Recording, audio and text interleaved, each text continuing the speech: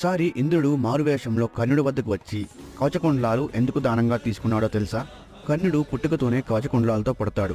అది ఉంటే కర్ణుని జయించడం ప్రపంచంలో ఎవరి వల్ల కాదు. ఇంద్రుడు పాండవులకు సపోర్ట్. ఒకసారి ఇంద్రుడు బ్రాహ్మణ రూపంలో కర్ణుడి దగ్గరికి వెళ్లి కవచకుండలాలను దానంగా అడుగుదామనుకుంటాడు. ఇది కర్ణుడి తండ్రి అయిన సూర్యభగవానికి తెలిసి కర్ణుడి దగ్గరికి వచ్చి, పుత్ర, దేవేంద్రుడు కవచకుండలాలు దానం అడుగుతాడు, ఇవ్వకు అని హెచ్చరిస్తాడు. కానీ కర్ణుడు దానిని వినడు. బ్రాహ్మణుడు అడిగితే తన ప్రాణాలు సైతం లెక్క చేయని తండ్రి, నా కీర్తికి భంగం వాటిల్తుంది అంటాడు.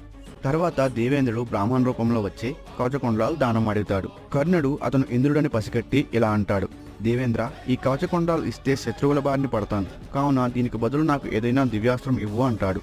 అప్పుడు ఇంద్రుడు కొన్ని కండిషన్స్తో దివ్యాస్త్రాన్ని ఇస్తాడు. ఆ అస్త్రాన్ని కర్ణుడు కురుక్షేత్రంలో అర్జునుని చంపుదామని దాచుకుంటాడు. కానీ దానిని భీముడు కొడుకు అయిన హిడింబుని వధించడానికి యూజ్ చేస్తాడు. ఇంతకీ దేవేంద్రుడు పెట్టిన ఆ కండిషన్స్ ఏంటో తెలుసా? తెలిస్తే కామెంట్ చేయండి. Thank you.